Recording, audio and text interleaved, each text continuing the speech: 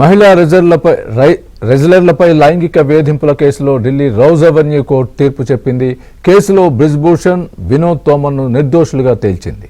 తాను ఎలాంటి తప్పు చేయలేదని బ్రిజ్భూషణ్ అంటూ ఉంటే తీర్పుపై అప్పీల్కు వెళ్తామన్నారు వినేష్ ఫోగట్.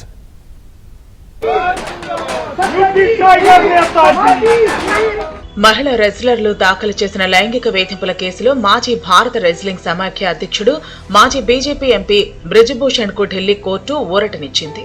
ఈ కేసులో బ్రిజ్భూషణ్ తో పాటు మాజీ WFI సహాయ కార్యదర్శి వినోద్ తోమర్ ను కూడా నిర్దోషులుగా ప్రకటించింది. సరైన సాక్ష్యాధారాలు లేకపోవడం, బాధితులు ఇచ్చిన వాంగ్మూలాల్లో వ్యత్యాసం కారణంగా కేసు కొట్టివేస్తున్నట్లు అదనపు chief judicial magistrate Ashwini Panwar తెలిపారు.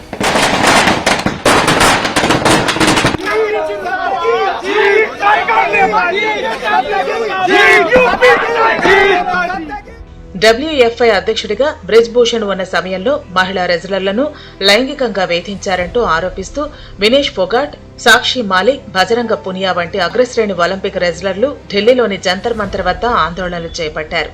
దాంతో 2023లో ఢిల్లీ పోలీసులు కేసు నమోదు చేసి దర్యాప్తు చేశారు. సుమారు 1500 పేజీల ఛార్జ్షీట్ ను పోలీసులు దాఖలు చేశారు. ఈ కేసులో WFI సహాయ కార్యదర్శి వినోద్ తోమర్ ను కూడా సహనిందితుడిగా చేర్చారు. కోర్టులో ఇరుపక్షాల వాదనలు పూర్తి కావడంతో బ్రిజ్భూషణ్ శరణ్ సింగ్, వినోద్ తోమర్లను కోర్టు నిర్దోషులుగా ప్రకటించింది. కోర్టు తీర్పుపై బ్రిజ్భూషణ్ ఆనందం వ్యక్తం చేశారు. కేసు ప్రారంభమైన తొలి రోజే తనపై ఏ ఒక్క ఆరోపణ రుజువైనా ఉరివేసుకుంటానని చెప్పారని గుర్తు చేశారు. लेकिन कोई चीज आती है तो उसके पीछे कोई ना कोई कारण होता है। अब कारण ये है कि ये हमारे ऊपर ही नहीं, देश में हजारों की संख्या में ऐसे लोग हैं जिनके ऊपर ये गलत आरोप लग रहे हैं। आज ये फैशन हो गया है, हथियार हो गया है, एक गैंग है, हर जिले में एक गैंग है जो पैसा लेकर के मुकदमे कायम कराती है। तो उन सभी लोगों को इससे कहीं ना कहीं ताकत मिलेगी कि झूठे अगर केस लगता है तो उस पर टूटने की जरूरत नहीं है, उनसे लड़ने की जरूरत है। బ్రిజ్భూషణ్ నిర్దోషిగా విడుదల కావడంపై కోర్టుకు ధన్యవాదాలు చెప్పారు బీజేపీ ఎంపీ కరణ్ భూషణ్ సింగ్.